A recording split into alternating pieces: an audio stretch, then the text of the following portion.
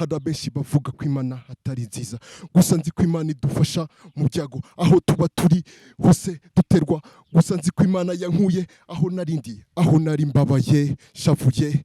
Rero iyo kenshi ukora rap isanzwe nturirimbe na gospel aravuga ati yarananiranye ni ikirara nuko nyine se yabaye ariko nyine nahise wakaka ko abantu bakuvuga umva ubuhamya uwiteka ni utabara umva ubuhamya uwiteka aradukiza amen. Kiri kintu kinera ishema kuba nakora gospel nuko nzi gospel hari ibintu byinshi byigisha abantu natwe bikadusigira mu mutima wacu buryo wegeze ukora ibyaha byinshi imbere nyuma ukabivamo ukajya mu gakiza hari ikintu kiba kikurima ku kanya kiba kigutemberamo buri munsi.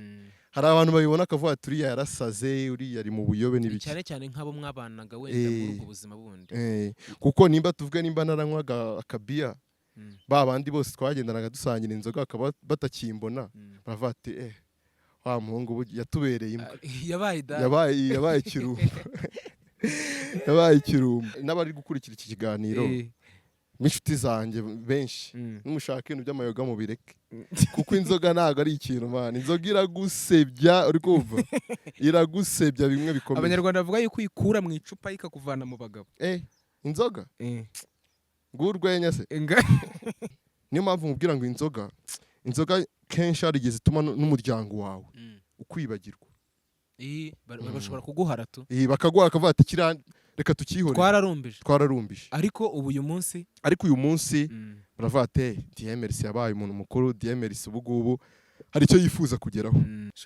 irakora byanyabyo ndabizi ntago nkijijwe ntago ndi umukristo cyane ariko nzi ko Imana ikora ariko warahumutse kuri iyo ngingo ndabizi ko ikora ubundi abantu bipfira ejo bundi umuntu urumva ngo aririmba gospel ejo bundi ukamusanga ari kuririmba sekira ariko urabivanga oya kubivanga ntacyo bitwaye sibyo watangaga message muri gospel urabitaye noneho burundu nukibikora nta nubwo ari na message nanone y'ubuzima busanzwe yubaka abantu ujemo ahubwo je ngo mubisheka Afrika niho mbarizwa ndabecyamwe mu nyumva duhaguruke dukore dushake mani dukire dushime Imana yaturemye mana nkunda ni byinshi mwana komeza ko kana ariko se wabizana muri MRL hano haruguru ngo uri kuririmba ngo hip hop papi. Uyu munsi tukuzana impano idasanzwe uraho ukurikiye Divya Family TV. Uyu munsi turi kumwe n'umugabo bita Dimix, ni umwe mu bahanzi bamenyekanye mu gihe cya Art Rwanda ubuhanzi yanageze kuri finale ku rwego rw'igihugu. Uraho ndashima Imana cyane amakuru ni fresh kandi urashima Imana cyane tuyikorere Dimix tuyikorere Imana irakoze mu Kinyarwanda mwana uzi ko uyu munsi tugufite nk'umuraperi unyuzamo agakora n'indirimbo zo kuramya Imana cyangwa se ugakora rap yawe mu buryo bwo gutanga ubutumwa bw'ibiyobyabwenge. Uri umukristo mu buzima busanzwe? Ndi umukristo nsengera mu idini bita MRL Église Méthodiste Libre. Yego. Amakuru y'iminsi se? Amakuru ndashima. Amakuru y'umuziki? Umuziki yo ngeze kure cyane. Ni ukwihiringa umfite na album ya gospel ndi gutegura. Ni ukuvuga ngo hari indirimbo ndi gushaka gukora 5 abaraperi tukunda kubyita ngo ni EP episode bayita ngo byuka usenge ugiye kuduha rap cyane rwose musore bya mbere ndabizi ko impano kukurapa ari ibintu byawe cyane tuguteze yombi ngiye kubaririmbira indirimbo bita ngo gusenga. Yego ni indirimbo nakoze ndahantu icyo gihe nari ndi mu bibazo byinshi ndavuga ati Imana mfasha umwuri ahantu nzajya mvuga ati gusenga ni byiza cyane nibyo bibanza iravuga ngo gusenga ni byiza kuri buri wese kundi Imana nimba nawe ukunda gusenga hari abenshi bavuga ko Imana atari nziza gusa nzi ko Imana idufasha mu byago aho tuba turi hose duterwa gusa nzi ko Imana yankuye aho narindi aho nari mbabaye shavuye idanyiza ubu ndi umuntu w'umugabo ni byinshi gusenga ushobora kubikunda gusenga ni ukuvuga ngo ni ibintu mu muryango wacu, ni ibintu bihera hasi bikazamuka bihera kwa sogokuru. none se n'abantu b'iwanyu abenshi ni abaraperi muri gospel cyangwa mufitemo n'abantu Ni baririmba? ukuvuga ngo mu muryango wanjye cyane cyane famiye yo kwa mama, hari famiye ni babyara banjye uko ari batanu bava inda imwe, ni abahanzi, ni abartiste nabo bararirimba. Harimo abaririmba gospel, harimo n'abaririmba indirimbo zisanzwe, yego, zitanga ubutumwa busanzwe. Ni nk'igihe ndirimbo ufite usibye iya gospel itanga ubutumwa busanzwe? Abaraperi benshi iyo tuvuze rap abenshi iyo twumvisha umuraperi duhita tumwumva nk'umuntu w'ikirara. Abantu benshi bakabitekereza nk'aho umuntu yabaye ikirara, ari umusinzi, akora bino na biriya. Abantu benshi mu mitwe yabo iyo bumvisha umuraperi hari indi shusho bafata. Ni ukubera icyo bafashe umwanya wo gukora uburyo bwo kuramya Imana cyangwa se uburyo bwo gutanga ubutumwa bwagenewe abantu bakunda Imana ukoresheje injyana ya rap? Benshi nyine iyo ukora hip hop baba babona kuri ikirara, abenshi bakagufata mu yindi sura. Kandi njye impamvu njye nkunda guhimbaza Imana no kuyiramya, ndahera kuri sogokuru wanjye bamwitaga Juramu Kanimba, yabaye pastor hano i Kibogora. Navuga papa ni umunyetorero. Rero iyo kenshi ukora rap isanzwe nturirimbe na gospel baravuga ati yarananiranye, ni ikirara. Nuko nyine se yabaye, ariko nyine ntese wakaka ko abantu bakuvuga, ahubwo ugomba gukora ikintu gituma ahubwo bakumenya kuruta kukuvuga. Ni nk'igihe ndirimbo waba wararirimbye ya rap idatanga ubutumwa bw'ibiyobokamana, itanga ubutumwa busanzwe abantu bakunze kandi itandagaje? Indirimbo meruka gukora niyo bita Hero Rwanda. Iyindi yitwa ngo iki muyo abantu bakunze bande? Indi bakunze niyo bakunze turi muri Ati Rwanda bita ngo inaha, navugaga iwacu.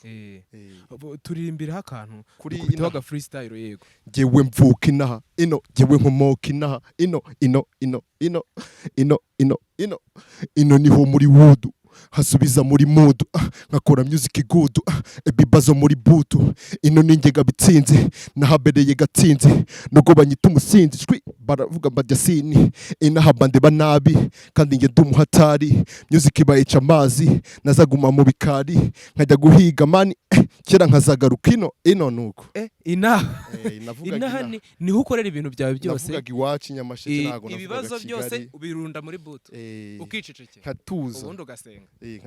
Ugasenga. Tubwira uko tuwe ku zindi ndirimbo zindi zo gusenga ziyobokamana zawe zo muri rap. Indiri hafi bayita ngo ubuhamya. Yego, ugiye kuduha ubuhamya? Bayita ubuhamya. Duheho wangu. Itangira mvuga akantu kameze nka introduction gato cyane. Ntacyo. Ngiye nyiri mutoya nabanje kurwara indwara nyinshi, nyuma Imana irantabara nza kuba muzima. Ubu ni ubuhamya bwa Dimix cyangwa DMRC. Umva ubuhamya bw'umuraperi bivuye ku mutima, umva ibyo akubwira, umva ko ibyo avuga hatakubeshya. Kera yarababaye atarakwegera ngo umukize umuvane mu by'isi, ubu arakora cyane kugira ngo buri wese amubonemo agakiza. Gusa nzi ko Imana izamfasha, ubu buhamya bose bakabwumva. Ndibuka nkiri gatoya Mary yarafataga agashyira ku rutugu, nari mu bibazo byinshi, imvune mu ivi idakira, abenshi bakavuga ngo namarozi, gusa Uwiteka aratabara akadukiza. Umva ubuhamya, Uwiteka niwe utabara. Umva ubuhamya, Uwiteka aradukiza. Amen. Bamwe mu badukurikiye bafite ubuhamya bw'ibintu Imana yabakoreye kandi birebire, badashoboye no kwenda kugera mu itangazamakuru cyangwa badashoboye kuvugira mu nsengero, ariko imitima yabo ifite uburyo ihamya ko Imana ari Imana. Yego, waba ubikora urapa, waba ubikora uhogoza, waba ubikora wandika, waba ubivuga ukoresha amagambo asanzwe, ni ubuhamya bw'ibintu bidasanzwe Imana igukorera, idukorera twe abantu bari ku isi. Yego, ni nk'ikihe kintu kidasanzwe cyatumye uhitamo gukora imiziki ariko nanone ukajya usubira inyuma ugakora no ku ndirimbo zo kuramya Imana? ni ukuvuga ngo njye nkora indirimbo bwa mbere, urabizi nawe nyine kwihiringa music kugira ngo uzabone ukuntu ujya gukora record, nimba ari ibintu bya mbere bigora bibamo, bisaba amafaranga. Njye natangiye umuziki ndi umunyeshuri, ndibwira 2013 2013 nkajya njyana n'abandi studio ukaba wananditse indirimbo nziza wagerayo ugiye kurikodinga n'undi wawe ndakagupushinga tivaho nta mafaranga wishyuye akayikora. 2019 nibwo naje guhura n'umuproducer akora beat dukora indirimbo bita urumuri twavugaga ibintu by'urukundo icyo gihe. Arambwira ati siko nkoze indirimbo yitwa urumuri ntago warapamo nkumva. Ndarapa arambwira ati ukoze akantu keza indirimbo ngiye kuyigukorera irangire. Nibwo ninje studio bwa mbere numva ko binteye ishema no kuba nabikora. Ikindi kintu kintera ishema kuba nakora gospel nuko nzi gospel hari ibintu byinshi byigisha abantu natwe bikadusigira mu mutima wacu. Buryo wegeze ukora ibyaha byinshi imbere nyuma ukabivamo ukajya mu gakiza, hari ikintu kiba kikurima ku kanya kiba kigutemberamo buri munsi. Hari abantu babibona akavuga ati uriya yarasaze uriya ari mu buyobe n'ibiki, cyane cyane nk'abo mwabanaga wenda muri ubwo buzima bundi. Kuko nimba naranywaga akabiya babandi bose twagendanaga dusangira inzoga akaba batakimbona baravuga ati wa muhungu yatubereye imbwa yabaye kirumbo yabaye kirumbo. Ubwo nyine umuntu aba yarabakuwemo, aba baratakaje umuntu basigaye bamubona nk'idage, niko njya numva abahungu bari kuvuga. Rero yabaye idage rero ngenda babwira n'abari gukurikira iki kiganiro n'inshuti zanjye benshi n'umushaka ibintu by'amayoga mu bireke kuko inzoga ntago ari ikintu man. Inzoga iragusebya, uri kumva, iragusebya bimwe bikomeye. Abanyarwanda bavuga yuko uyikura mu icupa ikakuvana mu bagabo. Inzoga ngurwenya se ngurwenya. Ndibuka kera nari nyirangiza kwiga no mu segonderi tujya gukina njye nyina basket busanzwe. Twajya gukina basket ahantu bita zarangiro hano za Nyamasheke mu kigo cy'amashuri. Tuvuyeyo hari harateye inzoga bitaga rwari urwagwa ariko barongeyemo ibindi bintu. Tukiva mu kibuga tukiva bayita ruyaza ruyaza ubwongo. Tukiva mu kibuga twareye ku kabari ka mbere kari hafi y'ikigo usogongera icupa, aka kabiri, aka gatatu. None twageze ahantu ikintu kitangaje kuko twari abantu 10, abantu 4 tugeze ahantu hari ibiti by'imyumbati nkuko wagera ahantu ku mukingo. Ngiye kuvamo ndabwira ati abantu ko bari bwisoko ko badatahira isoko ko ridataha. Rero hari igihe tuba turi kumwe bakabinyibutsa bakagarura ibya kera kugeza isinda ukabona ibiti by'imyumbati. Uwo munsi bana naraserereye, si ibyo gusa nageze mu rugo bari bicaye bari mu gikari. Wibivuga bari bicaye bari mu gikari, ubwo mbanuriye igipangu kandi bicaye bari guteka. Mbanuriye igipangu ndasimbuka nikubita hasi, ngase kuri kugwa hasi kandi uzi mwaryamye kandi bicaye hanze. Niyo mpamvu mubwira ngo inzoga kenshi harigeze ituma n'umuryango wawe ukwibagirwa. Bashobora kuguhara tu bakaguha akavuga ati reka tukihore twararumbije. Ariko uyu munsi baravuga ati Dimix yabaye umuntu mukuru. Dimix ubugubu hari icyo yifuza kugeraho. Mu buzima busanzwe ukora icyo ubundi? Mu buzima busanzwe hari ahantu nanyuze ndi kukubaririza barambwira ngo urumuhayite, bakubonye ngo nuranashakaga barambwira ngo urumuhayite. Banzi ibintu bya IT. Ni ukuvuga ngo computer nayimenye mfite nk'imyaka niga primaire pe mu wa gatatu primaire. Hari abapeti baba kandi kibogora bita ba Patrick basigaye muri Amerika, barashuti banje ni nabo nshimira cyane, no batumye menya computer. Ibaze Facebook nkoresha nayifunguye nigasize mu primaire kandi urubaza amana. Ni ukuvuga ngo nkora IT nkanafotora amakwe. Mfite n'ikintu ndi gutanya cy'igikorwa bita impano entertainment. Nuko utayibonye hano narungurutse ko ndebara bayita impano entertainment. Ni nako channel yanjye ya YouTube yitwa. Ariko sinzi ahantu mperutse kubona affiche ku mbuga nkoranyambaga cyane hariho ibintu by'abantu b'abanyempano. Wenda ubutaha tuzagaruka aribyo turi kuvugaho. Uyu mwanya turi kuvuga ku mpano yawe ya rap muri gospel. Nshuti yanjye komeza urape mwana, komeza urape niho hahandi n'ubundi message igenda ukwinshi kagera higiye biri ngombwa. No kuvuga ngo narakomeza kurapa. Yego gospel irafasha cyane mu mutima w'umuntu. Uswari giba wicaye gutya wicaye ubwawe wavuga ijambo Imana ukumva urasubijwe cyane. Ako kanya ukumva urasubijwe. cyangwa waba ufite ikibazo ukavuga ati mana wantabaye kuri iki kibazo, wafata telefone ugahamagara umuntu uti se wangurije 1,000 kubera uvuze Imana agahita kiguhohereza. Bibiri tubwira yuko izina ry'Imana ariryo zina dukirizwamo rihishemo ibisubizo by'ibibazo byacu twese. Yego rero kugira Imana nukugira byose. Imana ni byose. Imana ni nziza cyane. Yego. Jya mbere wangu, jya mbere. Imana ni byose kuri iyi si, na wayihiga na wayisimbura, kuko ikora byose, idaturengera aho tubabaye, aho dushavuye, ifasha abakene. Imana ni byose. Imana ni byose. Imana ni byose. Imana ni byose. Imana ni byose. Come on. Tubwire ku zindi ndirimbo zawe zo mu kuvuga ngo indi ndirimbo gospel ni indirimbo zisaba ngo utegure wicaye utuje. Ntabwo ari indirimbo uzaza ngo ukore ngo bya bindi byacu byo kuvuga ngo ngiye studio cyangwa bari gukubita nka trap bakagukubita ikibiti ugahita ugenda ukarundamo ibintu byose ushaka bije mu bwonko. Burangena nagwishurire sinshaka gukora trap nakoze ni imwe bita iriya nyine ino, ariko ntabwo nshaka kuyikora. But ko ngiye ubundi hip hop nkora kenshi, kereka indirimbo imwe nakoze nakubwiye y'urukundo nakoze. Ubundi kenshi nzajya nkora gospel. Ninakora gospel mfite ibindi shaka gukora bindi mu muziki wanjye. Yego. Uyu wari watubwiye yuko ufite indirimbo 5 z'Imana ushobora kuba ugiye gukorera EP ukazishyira mu bantu ukazikwirakwiza mu bo zireba bagatega ugutwi bakumva. Yego. Iyo album cyangwa se iyo episode ikazaba ifite izina ishingiyeho ryarindi ryavuze yitwa ubuhamya. Ni iyihe ndirimbo yindi iri muri kuri iyo EP ubuhamya wumva wifuza ko abantu bitega cyane, irimo ikintu kibohora umutima wawe cyane? Bayita Trust Me. Come on. Musore nimba ukunda Imana, izere by'Imana igukorera, inzira ucamo ndetse n'ingorane, Imana ndabizi izagufasha. Trust me. Trust me. Izere Imana, trust me.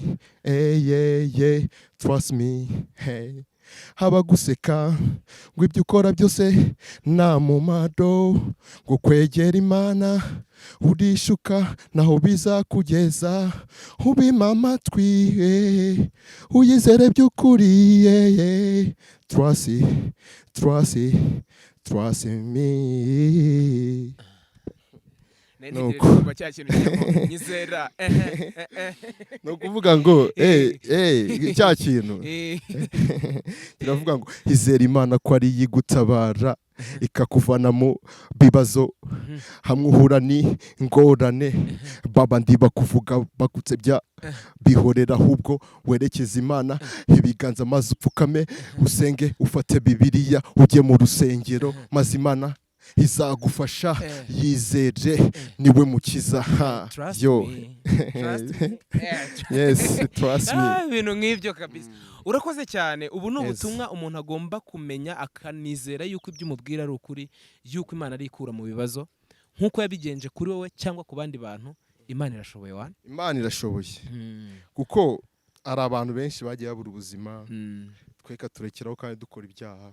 Mwana hari abantu ubu usanga barigize ba miseke igoroye mu bantu, cyangwa se ukabona bagaragara neza barebera abandi kure nkaho aho bariho Imana itahageza akaboko ngo ihabakure. Uyu munsi mbwira umuntu ukurikiye Divya Family TV, nta hantu mugenzi wawe ari, habe mu byaha, habe mu byago, cyangwa mu kindi kintu ukoko ko Imana kutagera kwa mukuru nawe abo mutanga buhamya. Nukuvuga kuri icyo kintu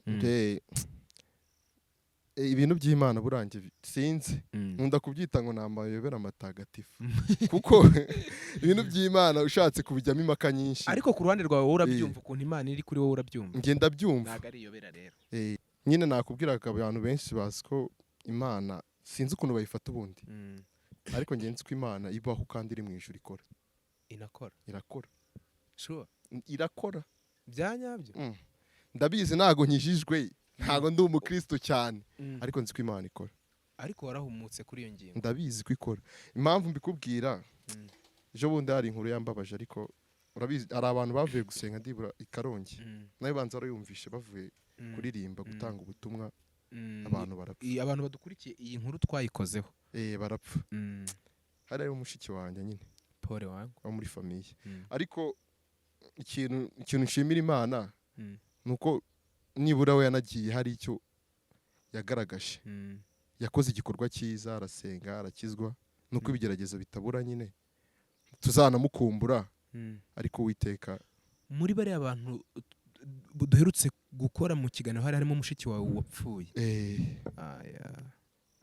pole wana murakoze cyane ariko twizeye yuko ku munsi ubuzima bwanyu buzagira iherezo tuzabana nawe muri paradizo yego Imana irakora ifite ububasha bwo kubikoraho kandi natwe tukiriho ntabwo ari uko turi beza ahubwo ni uko igihe cyacu kitari cyagera ahubwo nkunda gusaba nawe nagusaba yuko igihe dufite n'icy'imyiteguro igana ku munsi w'iherezo ry'ubuzima bwacu bivuze ngo gahunda zo kwishyira hejuru inyifato yo gusuzugura abaciye bugufi ibyo bintu uzantu byeze mu masitidi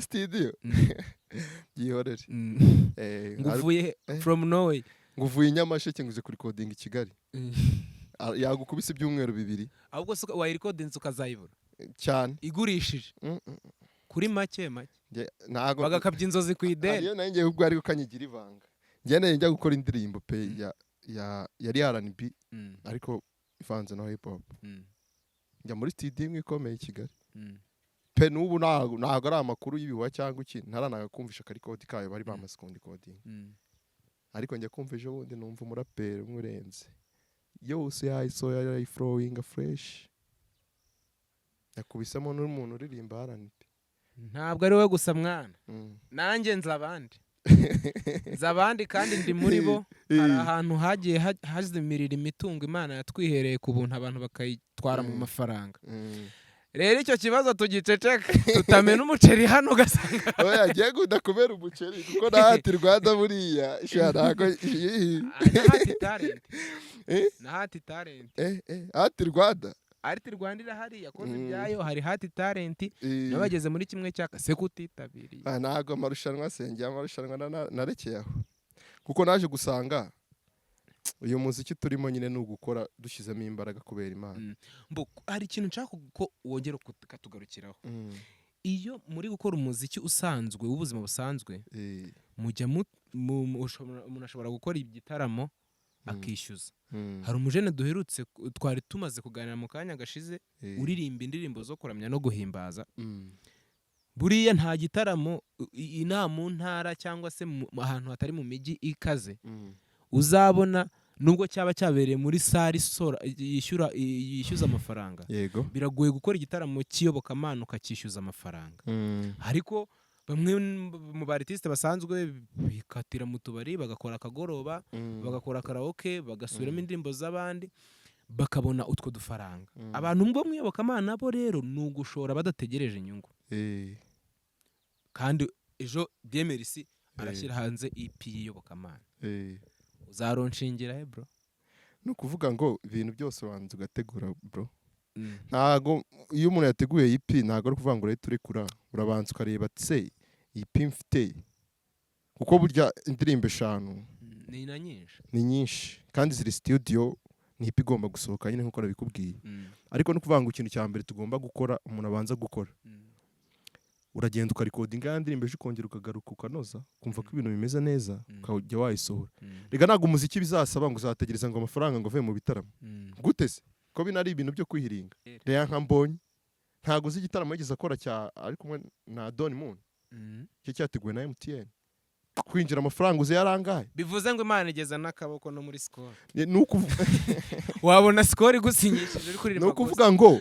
ibi bintu ni umugisha ntago ari kuvuga ngo ni ibintu uzashakisha none se urateganya ko wenda mu gihe cyo gushyira ahagaragara umuzingo wawe wazawushyirira ahantu muri salle polyvalente cyangwa uzawushyira mu rusengero ese hari umunsi n'umwe wari warimba mu rusengero indirimbo zawe byibura incuro imwe ukagakubita ugahita unisohokera uzi se igihe cy'ikibazo ubajije cyo kiragoye impamvu kuko hari igihe tuvuga ngo abantu ngo banze rap yo mu rusengero hako nta muntu watinyutse ngo agenda rap inaha ngaha bitandukanye nuko waba uri i Kigali aba insengero nyinshi kandi zemera style zose ariko se wabizana muri MRR hano haruguru ngo ngo uri kuririmba ngo hip hop ngo yewe wapi nyine nukuvuga ngo uzategura sare tuzi so nukuvuga ngo ipi yanjye kuyitegura nuko ari gospel ntago bizatuma nayimurika harimo n'abantu baririmba indirimbo zisanzwe yego uzahamagara ba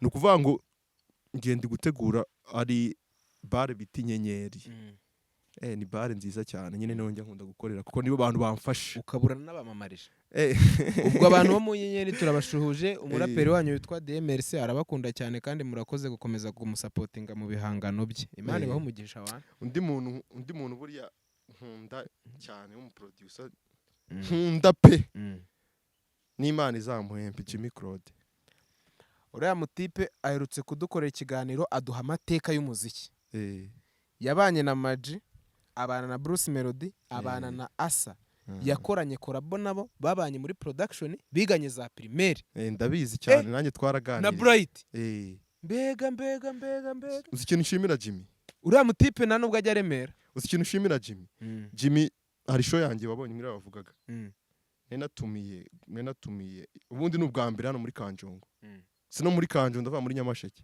n'ubwa mbere abaye igitaramo ari umuntu ugiteguye ibyo nibanga ngiye nkubwiye urakaze ngiye natumiye yanga music y'Urusizi iraza igizwe n'abahanzi batanu ihura n'abanjye Imana Entertainment igizwe n'abahanzi batanu n'abandi bagiye baturuka Karongi Bugarama n'abaturutse baturugaga igitaramo Muhanga mbo twakoze igitaramo cyari na cyiza pe ariko ibaza umuntu gusa ino hari abantu nuko umuziki wacu tuvuga ngo hari abantu batawukunda hari abantu bawushyigikiye bazabikunda kuko nko papa nkubwira ku nyenyeri bro ariko uzi gufata sare yawe usanzwe ukoreramo ibintu ukayiha umuntu ati genda ukore igitaramo for free nyine ni ya mana wavuze ngo nyine wavuze kwibaho Imana ibaho ishobora kugenda ikakwinjiza ahantu utari kwinjira none ibintu bigakunda Jimmy nawe yaje kumfasha aviyo for free araza aba MC ngambwira ni ikihe gitangaza Imana itakoze uriya mutipe aranaririmba ni n'umuhanzi aririmba azi kuririmba cyane ndanamukunda buriya hari akaririmbo ke mwabonye hano mu kiganiro twagiranye ubushize twari twabwiye ko tugakoraho bita irasohoza abantu bayishaka baze kureba kuri channel ye baraza kubona iyo ndirimbo bita irasohoza yenda gusa na ya yindi neza waririmbye ariko wowe nyine warapaga none se ngiye hari n'ibindi bintu njya nibaza kuki umuziki wacu wo mu ntara utazamuka ariko hari impamvu zumvikana hari abantu bakeya kandi barwana n'ubuzima bwo gushaka ibyo kurya guhinga korora ntago bafite umwanya wo kwishima none iyo batekereje kwishima no kujya kunywa urwagwa none se Kigali hari ahantu habera ibirori nk'iki Kigali nibahinga bro ariko haba ibirori byinshi nyine abantu bamaze ntibakorera amafaranga se begereye banki ariko bakorera amafaranga nyine amafaranga yabo nayo kurema ibyishimo none se kwebwe nayo kurema intabire kankwereka ubundi ikintu tuzira mu ntara ikintu cya mbere nta radio mwana ikibazo cya radio ntago kizaba ikibazo kiremereye umva impamvu dufite RC Rusizi nako tugira radio ya Rusizi sinzi niba yitwa RC Rusizi tukagira radio Rubavu tukagira radio Sangano dufite ama radio regional ndabyumva izo radio buri karere ahubwo banza karimo radio sibya Kanyamasheke ndabyumva izo radio uvuga na Country FM ikorera Rusizi Country FM izo radio uvuga zose mpanguhe ubwo nyine muherezanye none se ubwo none se uri kumva umuntu wayishinze none se kankubaze nk'ikibazo nk'umuntu uririmba gospel uzi ko nta musaruro uzi tubikuramo so watangije akantu ngira ngo abantu batwumvire abo umuntu ntumuramye abo umuntu uririmba indirimbo za secular amenye ko kubona idirishya ryo kwinjizamo umuziki we bizamusaba igishoro cyangwa igikundiro cy'abantu bari hanze ye kandi igikundiro cy'abandi ni icyangiro cy'abandi ni ukuvuga ngo ibi bintu by'umuziki cyane dero ndende man ngiye nagiye ahantu henshi ngiye gukora ama interview gutya nkinjira muri studio barababaye akambwira ati man uzaze ejo nakoresheje tike yanjye hari nijya yaguhara gahunda igahura n'iyundi y'umunyamafaranga ibyo bibazo rero ntago tuzabikemura none ahubwo nka Dimix uri umuraperi mukuru utakiri umwana cyane kuko nyine hari ubwana haje ubwanwa cyane. Ni nk'iyihe nama wagira umwana ufite ubushake bwo kuza mu muziki? Niyihe nama wamugira? Ari kuza mu muziki yakeneye kumenyekana ngo ibintu bimurimo bigaragare. Niyihe nama wamugira? Mbere yuko mugira inama kandi umubwira ikintu umubwire hariya arakumva. Kamubwira ikintu kimwe. Ikintu cya mbere ndamubwira aherereye Rusizi, aherereye Nyamasheke. Nimba aherereye Nyamasheke aze gufata nimero yanjye tuzaciringe twikorera ibintu. Uko ngiye nicyo cyanzanye. Nimba ufite impano ngwino dukore. Nitubona umusaruro tuwubone. Twembi. Nimutabona mugerageza ubundi buryo. Tugerageza ubundi buryo. Kuko baravuga ngo uyu muziki ntago wakifasha urugendo uri wenyine. Ugomba kujya n'abantu bari inyuma yakugaragiye. Uri kubona turi kwinjira mu muziki w'amafaranga. Mu cyerekezo cy'abahanzi n'abaririmbyi bakeneye amafaranga kurenza uko bakeneye ko impano ibihangano byabo bihindura imyumvire y'isi. Yego. Ubundi abahanzi ni bamwe mu bantu bashoboraga guhindura intekerezo z'abantu bakerekeza abantu mu mujyo mwiza wa gihanga kuko bari abahanzi. None ubu icyerekezo cy'ingano y'amafaranga umuntu ari gukora mu muziki nicyo kiri kugena ibyo aririmba. Ndashaka inama wagira abanditsi b'abahanzi. Nuvanga inama kuko umuntu ari gutangira ari kuririmba neza ibintu bifite gahunda mu kanya kaza kurimba ibintu bitari byo. Ubundi n'abantu bipfira. Ejo bundi umuntu urumva ngo aririmba gospel, ejo bundi ukamusanga ari kuririmba sekira. Ariko urabivanga. Oya kubivanga ntacyo bitwaye. Sibyo? Watangaga message muri gospel. Urabitaye noneho burundu nukibikora.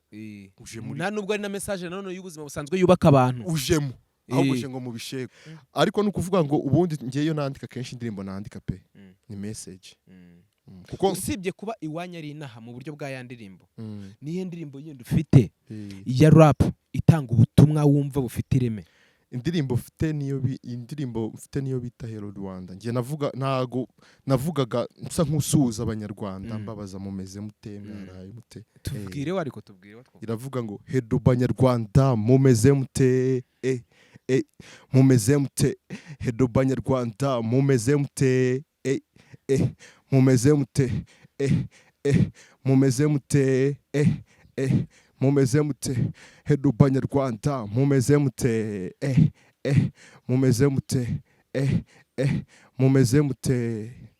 Hello banyarwanda ni wa wundi ugarutse kubaha ikinyarwanda w'umuhanga ukunda akazi ke uvugira rubanda udatinya imitego yabamwanga ndongozi hideberera igihugu cyamubyaye udapapa mu byakora. Afrika niho mbarizwa ndabecyamwe mu nyumva duhaguruke dukore dushake mani dukire dushima Imana yaturemye mana nkunda ni byinshi mwana komeza ko kantu witwira ni byinshi reka ni byinshi nuko. Urakoze wangu. Urakoze cyane, warakoze cyane guhitamo umuziki by'umwihariko w'ibijyanye n'iyobokamana ukibutsa abantu yuko Imana ari ishobora byose kandi baho. Urakoze kubw'umusanzu wawe. Divya Family TV reka tugushimira umwanya waduhaye mu kazi katoroshye no mu bihe bigoye ukaduha uyu mwanya wawe kandi tugusabe gukomeza kwihangana kubwo kuburira mushiki wawe muri ibihe by'iminsi itari myiza. Ukomeze ukomere kandi ukomeze n'abandi muri kumwe. Imana ikurinde wana. Murakoze cyane. Ubwo narasoza umuntu uzashaka kureba ibihangano byanjye yego azajya YouTube yandike ngo impano entertainment. Ubwo umuntu ukunda rap y'uyu mutipe ajye ku Mpano Entertainment akore subscribe asharing igihangano kiramunyura kiyiriho ubundi ciao. Nukuvuga bitege niyo EP iri hafi. Iyo EP tuzaza ariko tuzaba duhari. Divya Family TV izaba ihari kugira ngo ihereze abantu kuri ayo makuru. Ikindi kuri ba bantu bafite impano navugaga bariri yaba gospel cyangwa secular ni karibu nyine tukavugana tu. Yego. Bakinjira mu kuko nakoze Imana Entertainment ntago nayikoze ku bwanjye ngenyine. No gufatana n'abandi. Yego. Urakoze cyane Dieu merci. Namwe mwakoze cyane. Que Dieu cyane. vous bénisse. Urakoze cyane. Nawe murakoze.